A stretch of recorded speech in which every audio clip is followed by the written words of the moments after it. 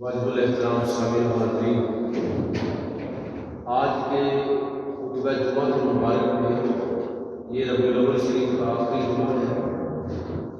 اور ربیع الاول کی مناسبت سے ہی آج بھی چند باتیں آپ کی خدمت میں عرض کروں گا۔ آج کی جو گفتگو ہے پچھلے گفتگو کا تسلسل ہے۔ پچھلے جمعہ المبارک میں میں نے آپ کی خدمت میں یہ بنیادی نقطہ عرض کیا تھا کہ محبت رسول صلی اللہ علیہ وسلم یہ واجبات دین میں سے ہے، جس کا مطلب اور ترجمہ یہ ہے کہ اگر اللہ کے نبی کی محبت نہیں ہے بلکہ سب چیزوں سے بڑھ کر وہ محبت نہیں ہے تو انسان کا یا تو ایمان ہے ہی نہیں، اور اگر ہے تو پھر ناقص ہے۔ دیکھیے، جس طرح قرآن مجید نے یہ الفاظ استعمال کیے نا کہ موت کے ذائقے کی بات ہے، کل نفس ذائقۃ الموت، جس طرح موت کا ذائقہ ہے اسی طرح زندگی کا بھی ذائقہ ہے، اسی طرح علم کا بھی ذائقہ ہے۔ اسی انداز میں آپ سمجھ لیجئے کہ ایمان کا بھی ذائقہ ہے۔ تو جس طرح ہر شخص زندگی کے ذائقے سے محروم رہتا ہے، ہر شخص نہیں چکھ سکتا، خوش نصیبوں کو زندگی کا ذائقہ چکھنے کا موقع ملتا ہے۔ خوش نصیب کچھ لوگ ہیں جن کو علم کے ذائقے سے آشنائی ہوتی ہے۔ بالکل اسی انداز میں آپ سمجھ لیجیے کہ ایمان کا بھی ذائقہ ہے۔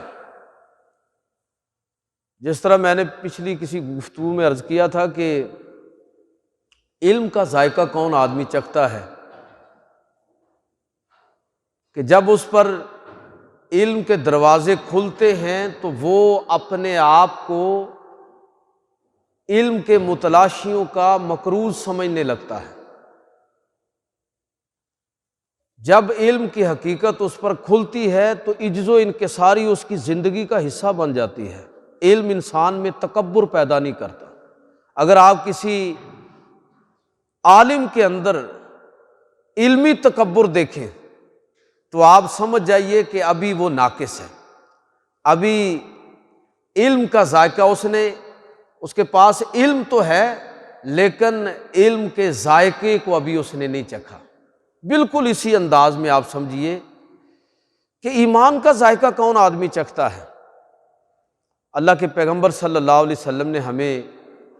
وہ معیارات بھی بتا دیے۔ حضور صلی اللہ علیہ وسلم نے ارشاد فرمایا کہ ثلاثۃ من کن فیہ وجد حلاوۃ الایمان، تین چیزیں اگر کسی آدمی میں آ جائیں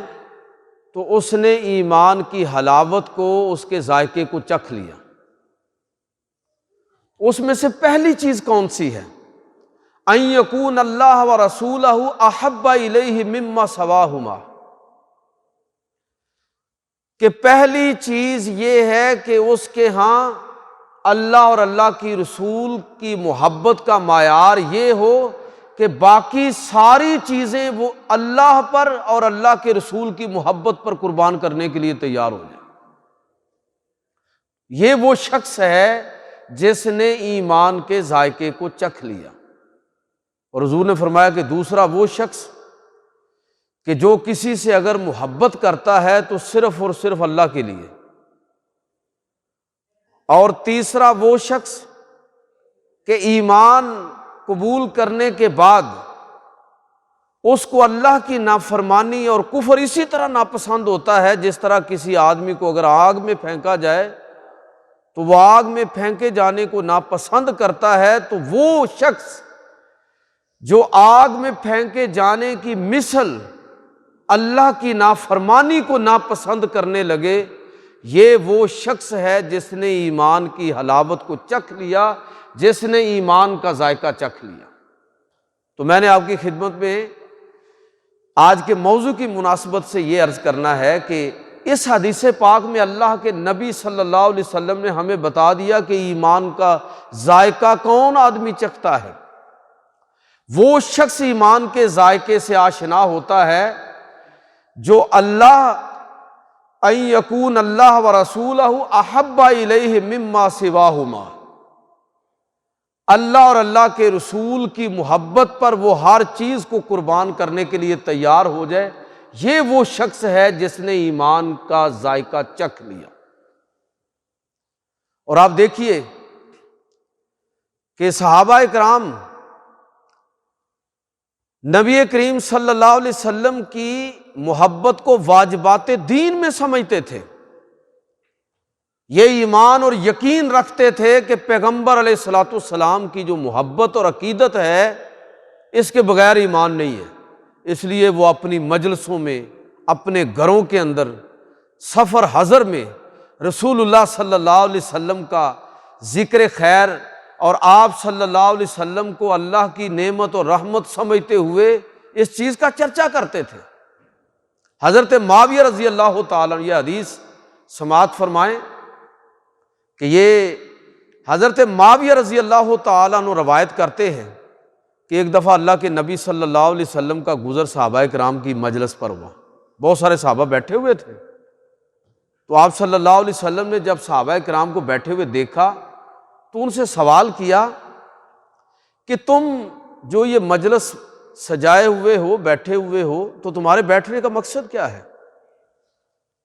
قالوا جلسنا نذکر اللہ ونحمدہ لما ہدانا للاسلام ومن علینا بک۔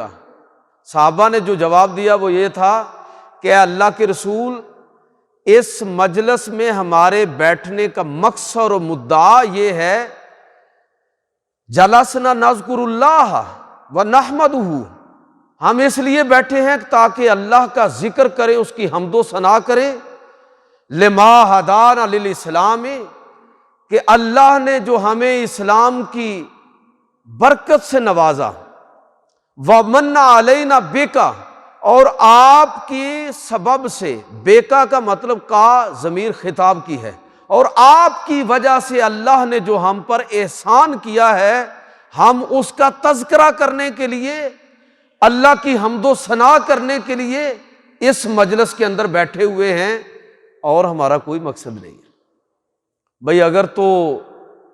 رسول اللہ صلی اللہ علیہ وسلم کے میلاد کا مطلب یہی ہے کہ وہ مجلس جس میں پیغمبر علیہ الصلوۃ والسلام کا ذکر خیر ہو، آپ کا تذکرہ اللہ کے انعام اور احسان کی صورت میں ہو، صحابہ بھی تو یہی کہہ رہے ہیں نا، وَمَنَّ عَلَيْنَا بِكَ، اور جو اللہ نے آپ کے سبب سے ہم پر احسان کیا ہے، اے اللہ کے نبی، یہ اس کے تذکرے کے لیے ہم یہاں جمع ہیں۔ تو اگر تو محفل میلاد کا مطلب یہ ہے کہ جہاں رسول اللہ صلی اللہ علیہ وسلم کا اللہ کے احسان کے طور پر تذکرہ ہو، تو یہ تو صحابہ کی مجلسوں میں بھی ہوتا تھا، یہ تو صحابہ کے ہاں بھی تھا۔ تو اس انداز کی مجلسیں تو صحابہ بھی سجاتے تھے۔ تو اللہ کے نبی صلی اللہ علیہ وسلم نے صحابہ سے پھر اگلی بات جو فرمایا کہ کیا تم اس پر قسم اٹھاتے ہو کہ اس کے علاوہ یہاں بیٹھنے کا تمہارا اور کوئی مقصد نہیں تھا، کہ تم جو یہاں بیٹھے ہو تو صرف اور صرف اللہ کی حمد و ثنا کے لیے اور اس احسان کے تذکرے کے لیے بیٹھے ہو جو اللہ نے میری وجہ سے تمہیں عطا فرمایا، اور کوئی مقصد نہیں ہے۔ صحابہ نے حلف اٹھایا، اے اللہ کے رسول، ہم قسم اٹھاتے ہیں اپنے رب کی کہ ہمارا یہاں بیٹھنے کا اس کے سوا اور کوئی مقصد نہیں ہے۔ تو نبی کریم صلی اللہ علیہ وسلم نے ارشاد فرمایا، جب صحابہ نے قسم اٹھائی کہ ان کے بیٹھنے کا مقصد صرف یہی تھا، تو حضور نے فرمایا کہ بھائی تم سے جو قسم میں نے لی ہے تو اس کا مطلب یہ نہیں کہ مجھے تمہاری بات پر اعتماد نہیں تھا۔ اصل میں جب تم نے اپنے ان جذبات کا اظہار کیا تو اللہ نے جبریل امین کو میرے پاس بھیجا تمہارے لیے ایک انعام کا وعدہ کیا ہے۔ میں اصل میں تم سے، تمہارے منہ سے یہ اعتراف سن کے تمہیں اللہ کا وہ جو فضل ہے، جو انعام ہے، وہ بتانا چاہتا ہوں۔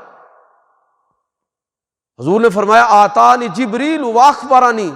ان اللہ یباہی بکم الملائکہ، کہ اللہ نے میرے پاس جبریل امین کو بھیجا ہے کہ ان اللہ یباہی بکم الملائکہ، کہ تم جو یہاں پر زمین کے اوپر یہ اللہ کی حمد و ثنا کے لیے پیغمبر صلی اللہ علیہ وسلم کی صورت میں تم پر جو انعام ہوا ہے، اس کے تذکرے کے لیے تم نے جو مجلس سجائی ہے، اس مجلس کے سجانے اور اس کی نیت اور جس کا تم اپنی زبان سے اعتراف کر رہے ہو، اللہ رب العزت فرشتوں کی مجلس کے اندر بطور فخر اس کا تذکرہ فرما رہا ہے۔ تو لہٰذا جس مجلس کے اندر وہ اس کا عنوان سیرت النبی ہو، اس کا عنوان محفل نعت ہو، اس کا عنوان نعتیہ مشاعرہ ہو، اس کا عنوان جشن عید میلاد النبی ہو، کسی بھی انداز میں کوئی اپنی محبت کا اظہار جب اللہ کے رسول صلی اللہ علیہ وسلم سے کرتا ہے اور ایک نعمت کے طور پر اللہ کا شکر ادا کرتا ہے کہ جو پیغمبر کی شکل میں اللہ کی ہم پر رحمت ہوئی ہے، کرم اور فضل ہوا ہے، جب نعمت کے طور پر حضور صلی اللہ علیہ وسلم کا ذکر کرے گا، اللہ کی حمد و ثنا کرے گا، تو اللہ فرشتوں کے سامنے اس مجلس کا بطور فخر تذکرہ فرماتا ہے۔ آپ سماعت فرمائیں کہ یہ ہے، یہی اصل میں اسے ہی ہم محفل میلاد بھی کہتے ہیں۔ شکلیں مختلف ہو سکتی ہیں۔ یہ مسند احمد کی حدیث نمبر 16,841 ہے۔ یہ لگ بھگ 30,000 حدیثیں ہیں۔ یہ مسند احمد کی حدیث، وہاں جو روایت ہے یہ اس کے الفاظ ہیں۔ حضرت معاویہ رضی اللہ تعالیٰ عنہ سے یہ روایت مروی ہے۔ بس میں آگے بڑھنے سے پہلے صرف ایک بات عرض کرنا چاہتا ہوں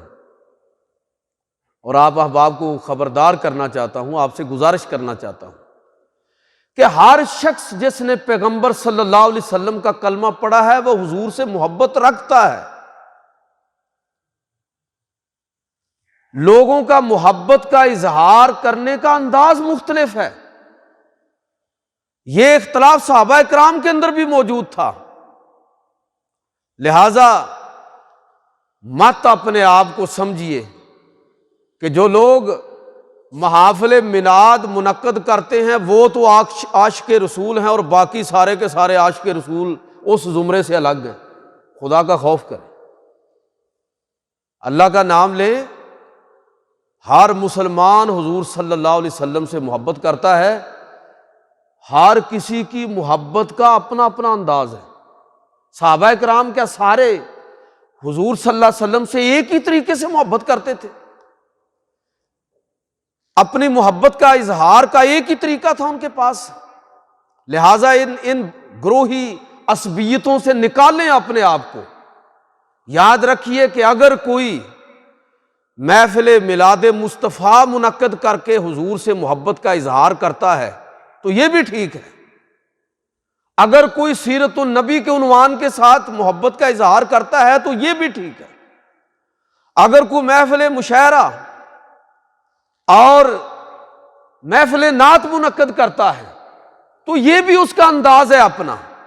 اور اگر کوئی کسی دوسرے، تیسرے اور چوتھے طریقے کے مطابق اپنے پیغمبر سے اپنی محبت کا اظہار کرتا ہے، اپنی وضع کتھا کو ویسا بنا کے، اپنے انداز اتوار کو ویسا بنا کے، تو مجھے اور آپ کو یہ حق نہیں ہے کہ ہم ایک مجلس منعقد کرنے کے بعد باقی ساری لوگوں کے بارے میں فتویٰ دے دیں کہ ہمیں تو بڑی محبت ہے اور باقی کسی کو حضور سے کوئی محبت نہیں ہے۔ اس سے اللہ کا خوف کرنا چاہیے، اس سے ڈرنا چاہیے۔ یہ ان عصبیتوں کا نتیجہ ہے جو ہمیں ہر جگہ نظر آتی ہے کہ کچھ لوگوں نے یہ سمجھ لیا کہ ہم ہی توحید پرست ہیں، باقی سارے مشرک ہو گئے ہیں۔ اسی طرح کچھ لوگوں نے سمجھ لیا کہ ہم ہی عاشق رسول ہیں، باقی کسی کا پیغمبر سے تعلق ہی کوئی نہیں ہے۔ کسی نے سمجھ لیا کہ محرم کے چند دن بس اس کے نتیجے میں اہل بیت سے صرف اور صرف ہمارا ہی تعلق ہے، باقی کسی کا تعلق ہی کوئی نہیں ہے۔ تو میرے بھائیوں، آپ نے ربیع الاول کے اندر اپنی عقیدتوں کا اظہار کیا ہے، باقی لوگ بھی اپنی عقیدت کا اظہار کرتے ہیں اپنے اپنے مختلف عنوانات کے ساتھ۔ مجھے اور آپ کو یہ حق نہیں ہے کہ ہم کسی کی محبت رسول پر کوئی حرف اٹھائیں۔ لہٰذا میں یہ عرض کرنا چاہتا ہوں کہ صحابہ کرام بھی اسی طرح کرتے تھے۔ کسی نے مجلس سجائی ہوئی ہے، اس کے لیے خوشخبری ہے، اور کوئی کسی اور انداز میں اللہ کے رسول سے اپنی محبت کا اظہار کر رہا ہے۔ ایک صحابی نے سوال کیا، ایک اعرابی، ایک دیہات کا سادہ لو مسلمان، حضور صلی اللہ علیہ وسلم سے کتنی صحابہ کو محبت تھی کہ اس محبت کے سامنے جنت بھی کوئی حیثیت نہیں رکھتی۔ تو اعرابی نے سوال کیا کہ اللہ کے رسول متی الساعہ، اے اللہ کے نبی قیامت کب قائم ہوگی؟ نبی کریم صلی اللہ علیہ وسلم فرمایا وَمَاذَا أَعَدتَ لَهَا، قیامت کا سوال پوچھنے والے پہلے یہ بتاؤ تو نے اس کے لیے تیاری کیا کی ہے؟ قال الاعرابی ما عدت لها کثیر صلاۃ ولا صیام ولا صدقہ، اے اللہ کے نبی میں نے کچھ زیادہ نمازیں، کچھ زیادہ روزے، کچھ زیادہ صدقہ اور خیرات تو نہیں کیا۔ ہاں ایک بات ہے جو میں نے جس کی مسلسل تیاری میں رہتا ہوں۔ فرمایا کہ وہ کون سی ہے؟ تو عرض کرنے لگا کہ الا اننی احب اللہ ورسولہ، اے اللہ کے پیغمبر میں نے یہ تیاری کی ہے کہ میں اللہ سے اور اللہ کے نبی سے محبت کرتا ہوں۔ تو نبی کریم صلی اللہ علیہ وسلم نے آگے ایک جملہ، چھوٹا سا مختصر جملہ ارشاد فرمایا، اور معنی کا سمندر ہے اس کے اندر۔ حضور کی ایک وصف اور خصوصیت آپ کی یہ ہے کہ جوامع القلم ہیں، آپ مختصر بات میں بڑی بات کہہ دیتے ہیں، مختصر الفاظ کے اندر بہت بڑی بات۔ حضور نے فرمایا کہ اگر ایسا ہے تو پھر سن لو، المرء من احب، آدمی اسی کے ساتھ ہوگا جس سے وہ محبت کرتا ہے۔ حضرت انس رضی اللہ تعالیٰ عنہ اس حدیث کے راوی ہیں، وہ کہتے ہیں کہ میں نے ایمان قبول کرنے کے بعد جب صحابہ نے یہ جملہ سنا تو میں نے کبھی صحابہ کرام کی وہ کیفیت نہیں دیکھی۔ کہتے ہیں کہ ما رأیت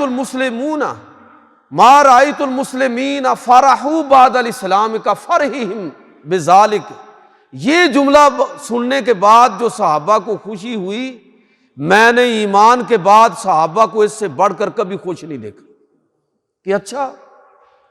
صحابہ کو پریشانی کیا ہوتی تھی کہ اچھا جنت میں تو چلے جائیں گے، ٹھیک ہے، اللہ کے نبی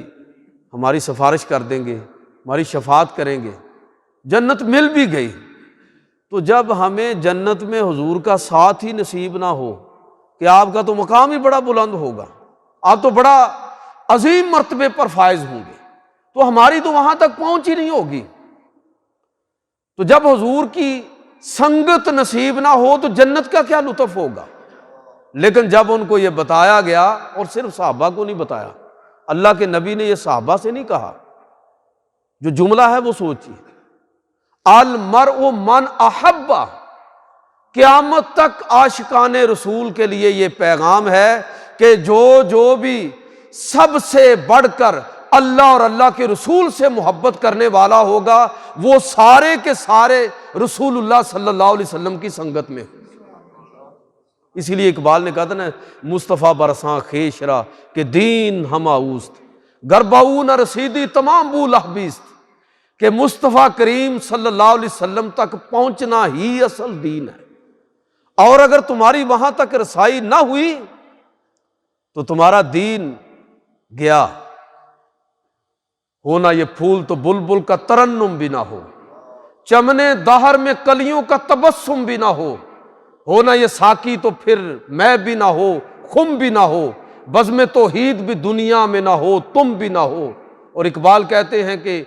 خیمہ فلاک کا استادہ اسی نام سے ہے، اور نبض ہستی تپش آمادہ اسی نام سے ہے۔ پیغمبر علیہ الصلوۃ والسلام کی ذات دین کا مرکز اور محور ہے۔ نبی کریم صلی اللہ علیہ وسلم کی محبت دین کی اصل ہے۔ صحابہ یہ بات شعوری طور پر سمجھتے تھے کہ اگر یہ محبت قائم ہے تو دین قائم ہے، اور اگر یہ محبت چلی گئی تو دین چلا گیا۔ در دل مسلم مقام مصطفیٰ است، آبروئے ماں ز نام مصطفیٰ است، کہ مسلمان کی عزت اور حرمت سب کچھ رسول اللہ صلی اللہ علیہ وسلم کے نام کے ساتھ قائم ہے۔ اور صحابہ نبی کریم صلی اللہ علیہ وسلم کے ساتھ، جس طرح پچھلے جمعے میں نے تفصیل کے ساتھ عرض کیا کہ محبت رسول واجبات دین میں سے ہے، اس کے بغیر ایمان کا تصور ہی نہیں کیا جا سکتا۔ تو صحابہ کرام نبی کریم صلی اللہ علیہ وسلم کے ساتھ کتنی والہانہ محبت رکھتے تھے، کس درجے عقیدت رکھتے تھے کہ غزوہ احد کے موقع پر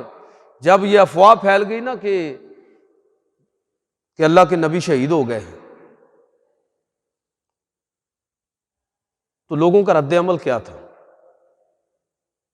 جو تو حضور کے گرد و نواح میں تھے، ان کا رد عمل یہ تھا کہ اللہ کے نبی صلی اللہ علیہ وسلم کے سامنے اپنے جسم کو ڈال بنا دیا ان لوگوں نے، کہ پتھر آ رہے ہیں، نیزے آ رہے ہیں، تلواروں کے وار ہو رہے ہیں اور تیر برس رہے ہیں، اور صحابہ نے اپنی جسم کو حضور صلی اللہ علیہ وسلم کے سامنے ڈال کے طور پر کیا ہوا ہے۔ کتنے صحابہ نے اللہ کے رسول پر اپنے آپ کو فدا کر دیا۔ جن تک یہ خبر نہیں پہنچی ان کا رد عمل کیا تھا؟ ان میں سے بہت سارے وہ لوگ تھے، آپ جانتے ہیں کہ 70 صحابہ شہید ہوئے غزوہ احد کے اندر، اور ان میں سے بہت سارے وہ تھے جو اس خبر کے ملنے کے بعد کہ اللہ کے رسول شہید ہو گئے، اب اس دنیا میں رہنا کہ فائدہ کیا ہے؟ وہ دنیا رہنے کے قابل ہی نہیں جہاں رسول اللہ صلی اللہ علیہ وسلم کی ہمیں زیارت نصیب نہ ہو۔ تو انہوں نے کفار کے لشکر پر اس انداز میں حملہ کیا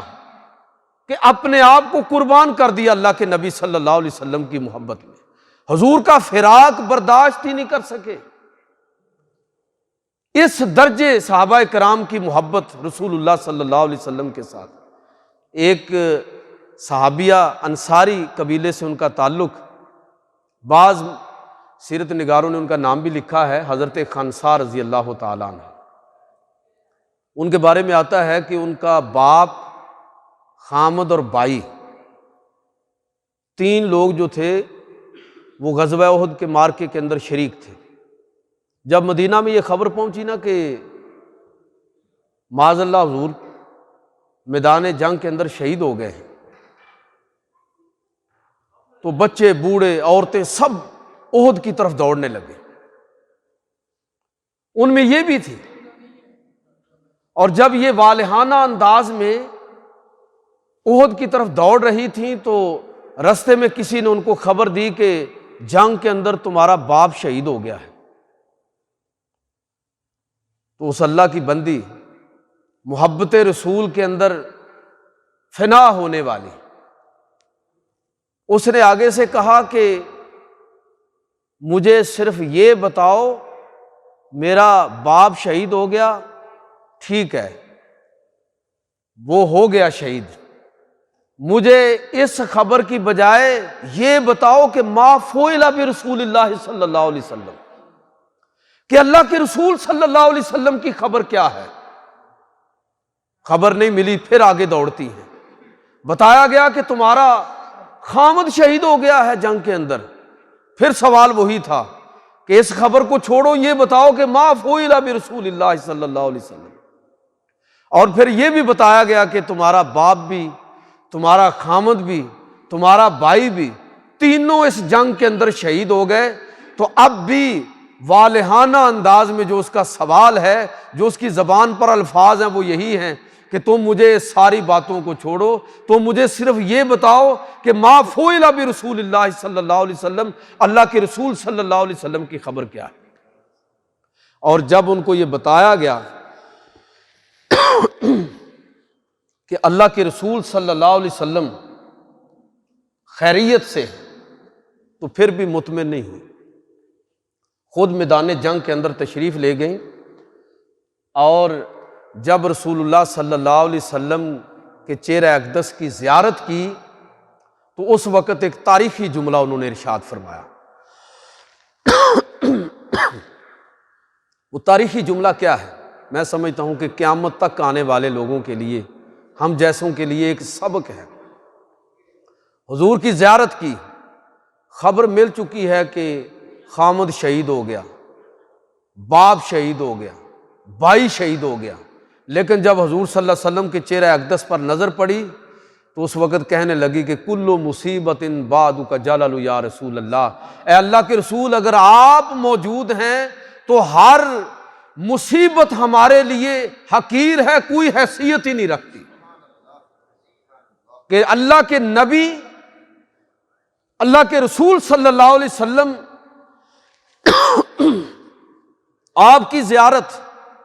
اور آپ کا وجود، وہ سب مصیبتوں کا مداوع ہے ان کی نظر میں۔ تو میں عرض یہ کرنا چاہتا ہوں کہ صحابہ کرام، ان کی محبت اور عقیدت کس درجے تھی صحابہ کرام کی کہ آپ ایک نہیں 20 واقعات ایسے، یہ حضرت زید بن دسنہ رضی اللہ تعالیٰ عنہ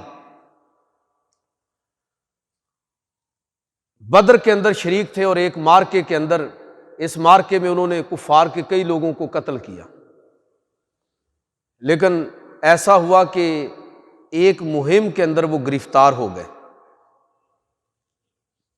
جنہوں نے گرفتار کیا تھا ان کو پتا تھا کہ انہوں نے اہل مکہ کے بہت سارے لوگوں کو قتل کیا ہے، چنانچہ حضرت زید بن دسنہ رضی اللہ تعالیٰ عنہ کو لے کر مکہ گئے اور ان لوگوں کے پاس فروخت کر دیا جن کے خاندان کے لوگوں کو انہوں نے شہید کیا تھا، انہوں نے خریدا اور میدان میں لے کر چلے گئے کہ اب اس سے اپنے مقتول جتنے بھی ہمارے خاندان کے مقتول ہیں ان کا بدلہ لیں گے۔ اب میدان لگا ہوا ہے، مکہ کے لوگ تماشائی بن کے کھڑے ہیں، حضرت زید بن دسنہ رضی اللہ تعالیٰ عنہ، ایک پول کے ساتھ ان کو باندھ دیا گیا۔ جب باندھا جا رہا ہے تو یہ غزوہ بدر کے بعد اور فتح مکہ سے پہلے کا واقعہ ہے، تقریباً کہہ لیجئے کہ 4 ہجری کا واقعہ ہے۔ جب باندھا جا رہا ہے تو ابو سفیان جو بھی مسلمان نہیں ہوئے تھے وہ قریب آئے اور کہنے لگے کہ دیکھو زید، آج کتنا اچھا ہوتا کہ یہ جو تمہیں تکلیف جو ہو رہی ہے اور تمہیں ابھی جو قتل کیا جانے لگا ہے تو یہ اس کا سبب کون ہے؟ وہ تمہارے پیغمبر ہی ہیں، تمہارے رسول ہیں، تو آج کتنا اچھا ہوتا کہ وہ تمہاری جگہ ہوتے اور تم اس مصیبت کے اندر نہ پڑے ہوتے۔ تو صحابہ کرام سمجھتے تھے کہ اللہ کے رسول صلی اللہ علیہ وسلم پر فدا ہونا ہی تو اصل ایمان اور دین ہے۔ جو انہوں نے جواب دیا وہ جواب سنہری حروف کے ساتھ لکھنے کے قابل ہے۔ بعد میں جناب ابو سفیان نے ہی ان الفاظ کو بیان کیا، وہی اس واقعے کے راوی ہیں کہ زید بن دسنہ رضی اللہ تعالیٰ عنہ سے جب انہوں نے یہ کہا تو انہوں نے آگے سے کیا کہا کہ اے ابو سفیان، تم یہ کہتے ہو کہ معاذ اللہ محمد صلی اللہ علیہ وسلم میری جگہ ہوتے اور میں آزاد ہوتا، واللہ ما احب ان تصیب محمد شوکا، خدا کی قسم میں تو یہ بھی پسند نہیں کرتا کہ محمد صلی اللہ علیہ وسلم میری جگہ ہوتے اور ان کو یہاں پر کوئی تکلیف پہنچتی، میں تو یہ بھی پسند نہیں کرتا کہ ان کو کوئی کانٹا چبھے، وَأَنَا جَالِسٌ فِي أَهْلِي، اور میں اپنے گھر والوں کے درمیان امن و سکون کے ساتھ بیٹھا ہوا۔ میں تو اس چیز کو بھی پسند نہیں کرتا۔ تو صحابہ کرام ان کی رسول اللہ صلی اللہ علیہ وسلم سے جو محبت اور عقیدت ہے، وہ محبت اور عقیدت کس درجے تھی کہ وہ یہ سمجھتے تھے کہ رسول اللہ صلی اللہ علیہ وسلم کے ساتھ محبت ہی اصل ایمان ہے۔ اگر یہ محبت قائم نہیں ہے تو ایمان بھی گیا، سب کچھ ختم ہو گیا۔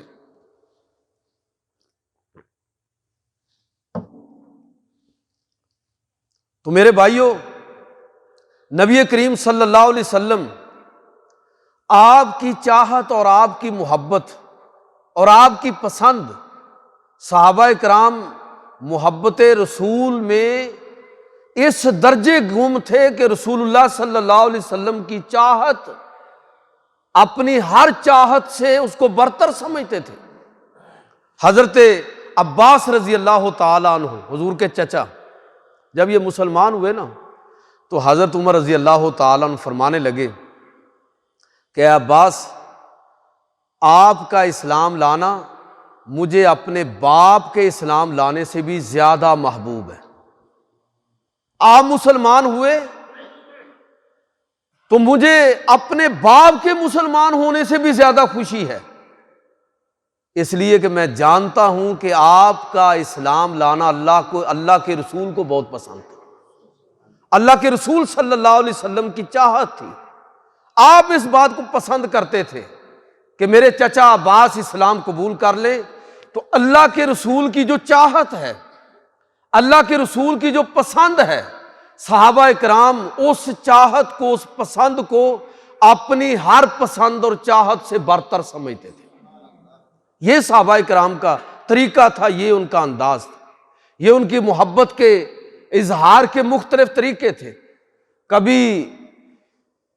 صلح حدیبیہ کے موقع پر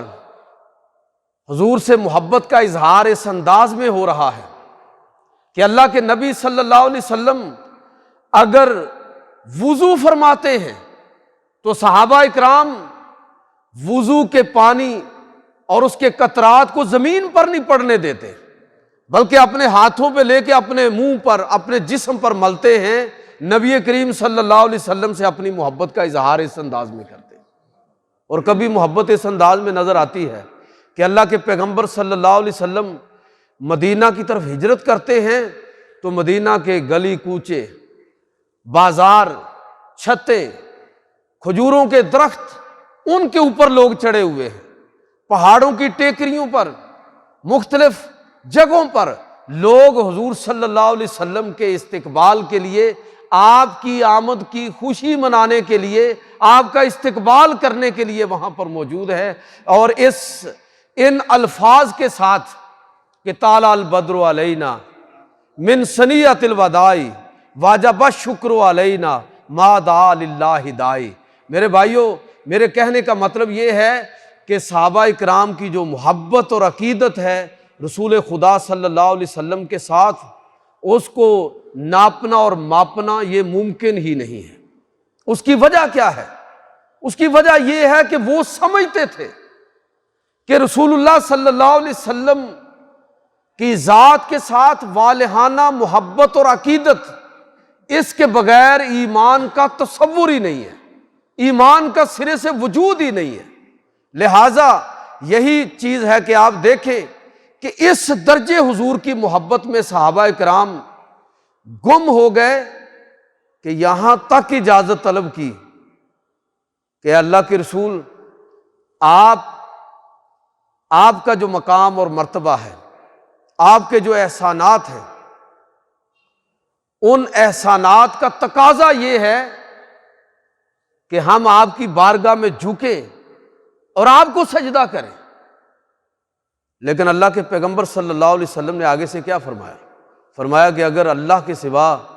کسی اور کو سجدہ جائز ہوتا تو میں عورت کو حکم دیتا کہ وہ اپنے خامد کو سجدہ کرے۔ اللہ کے سوا کسی کو سجدہ جائز نہیں ہے، کسی کے سامنے جھکنا جائز نہیں ہے۔ لیکن صحابہ کی محبت، یعنی اس محبت پر روک اگر لگائی ہے تو اللہ کے نبی صلی اللہ علیہ وسلم نے وہ حد بیان کی ہے کہ اس سے آگے تم نہیں بڑھ سکتے، اس سے آگے بڑھو گے تو اللہ کی توحید جو ہے اس پر حرف آئے گا۔ ورنہ صحابہ کی محبت کس درجے تھی کہ جب حضور صلی اللہ علیہ وسلم کا وصال ہوا، نبی کریم صلی اللہ علیہ وسلم کا جب وصال ہوا اور یہ خبر صحابہ کرام نے سنی تو اس پر لوگوں کا رد عمل کیا تھا؟ ایک صحابی حضرت عبداللہ بن زید کے بارے میں تو آتا ہے کہ جب ان کے بیٹے نے ان کو خبر دی کہ اللہ کے رسول صلی اللہ علیہ وسلم کا وصال ہو گیا ہے، تو انہوں نے اسی وقت اللہ کے رسول سے جو ان کی محبت تھی اور جو عقیدت تھی اور جس طرح وہ جیسے ہی تشنگی محسوس کرتے تھے فوراً حضور کی بارگاہ میں حاضر ہو کے آپ کی زیارت سے مشرف ہوتے تھے، اپنے آپ کو سیراب کرتے تھے۔ اب جب خبر ملی کہ اللہ کے رسول دنیا سے چلے گئے ہیں تو ان کا رد عمل کیا تھا؟ اسی وقت اللہ کی بارگاہ میں ہاتھ اٹھایا، اللہم اذھب بصری حتی لا ارا بعد حبیبی محمد احدا۔ اے اللہ، اب مجھے ان آنکھوں کی ضرورت نہیں ہے، اب میں حضور اگر اس دنیا میں نہیں ہے تو مجھے ان آنکھوں کی بھی ضرورت نہیں، میں اپنے حبیب محمد کے بعد کسی اور کی زیارت بھی نہیں کرنا چاہتا۔ اللہ نے ان کی دعا قبول فرمائی اور وہ ان کی قوت بصارت ختم ہو گئی۔ اتنے محبت کے اندر ڈوب کر اللہ کی بارگاہ میں استغاثہ کیا۔ اور جب نبی کریم صلی اللہ علیہ وسلم آپ کے وصال کی خبر عام ہوئی تو صحابہ کرام کا رد عمل کیا تھا؟ حضرت عمر رضی اللہ تعالیٰ عنہ جیسے لوگ تو تلوار اٹھا کے کھڑے ہو گئے، اگر کسی نے کہا کہ حضور کا وصال ہو گیا ہے تو میں اس کی گردن اڑا دوں گا۔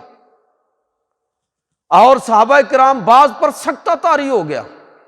حواس گم ہو گئے۔ اس موقع پر حضرت ابوبکر صدیق رضی اللہ تعالیٰ عنہ آگے بڑھے اور انہوں نے لوگوں کو بتایا کہ وما محمد الا رسول، لوگوں اپنے آپ کو سنبھال لو، محبت رسول کے جذبات اپنی جگہ پر، لیکن یاد رکھو وما محمد الا رسول، اور محمد صلی اللہ علیہ وسلم بھی دیگر انبیاء کی طرح ایک رسول ہیں، قد خلت من قبلہ الرسل، ان سے پہلے بھی پیغمبر گزر گئے، افإن مات او قتل انقلبتم علی اعقابکم، اگر وہ شہید ہو جائیں یا وصال کر جائیں تو کیا تم الٹے قدم پیچھے لوٹ جاؤ گے؟ اپنے آپ کو سنبھالو اور پیغمبر کے مشن کے ساتھ اپنے آپ کو وابستہ کرو۔ میں کہنا یہ چاہتا ہوں کہ صحابہ کی حضور صلی اللہ علیہ وسلم کے ساتھ جو عقیدت اور محبت تھی، اس محبت سے وہ اس درجے اس کے اندر گم تھے کہ اگر خود اللہ کے نبی صلی اللہ علیہ وسلم صحابہ کی دستگیری نہ کرتے، ان کی رہنمائی نہ کرتے، خود اللہ کی طرف سے صحابہ کرام کی رہنمائی نہ ہوتی تو وہ محبت رسول کے اندر اپنے آپ کو ہلاکت کے اندر ڈال دیتے۔ اس درجے محبت اس وجہ سے تھی کہ وہ سمجھتے تھے کہ محبت رسول یہ واجبات دین میں سے ہے، کہ محمد سے وفا تو نے تو ہم تیرے ہیں، یہ جہاں چیز ہے کیا، لوح و قلم تیرے ہیں، لوح بھی تیری ہے، قلم بھی تیرا ہے۔ اگر حضور سے محبت کرنا تو نے سیکھ لیا تو پھر تو اپنی تقدیر خود لکھ سکتا ہے۔ یہ سبق سیکھا، یہ سبق لیا ہے اقبال نے قرآن سے کہ محبت رسول جس کو نصیب ہو جائے، اور امت محمدیہ صلی اللہ علیہ وسلم کا یہ اثاثہ ہے، اگر یہ امت حجازی میں اس سے آشنا رہے گی، محبت رسول کے اندر گم رہے گی، تو پھر اللہ ان کی تقدیر ان کے ہاتھ میں دے دے گا کہ محمد سے وفا تو نے تو ہم تیرے ہیں، یہ جہاں چیز ہے کیا، لوح و قلم تیرے ہیں۔ اور اقبال کہتے ہیں کہ قوت عشق سے ہر پست کو بالا کر دے، دہر میں اسم محمد سے اجالا کر دے۔ یہ مسلمانوں کے لیے پیغام ہے۔ ربیع الاول شریف کی مناسبت سے یہ 5ویں گفتگو تھی جو میں نے آپ کی خدمت میں عرض کی کہ مسلمانوں کا اثاثہ یہ ہے کہ وہ رسول اللہ صلی اللہ علیہ وسلم سے اپنی محبت کا اظہار کریں، اور اس اظہار کا طریقہ وہ بھی ہے جو آپ ربیع الاول کے اندر کرتے ہیں، اور اظہار کا طریقہ اس سے بھی آگے کہ رسول اللہ صلی اللہ علیہ وسلم کی سنتوں کو، آپ کے اوامر و نواہی کو جو آپ نے ہمیں دیے ہیں، ان کو اپنی زندگی کا حصہ بنائیں۔ اللہ تعالیٰ مجھے اور آپ کو عمل کی توفیق عطا فرمائے۔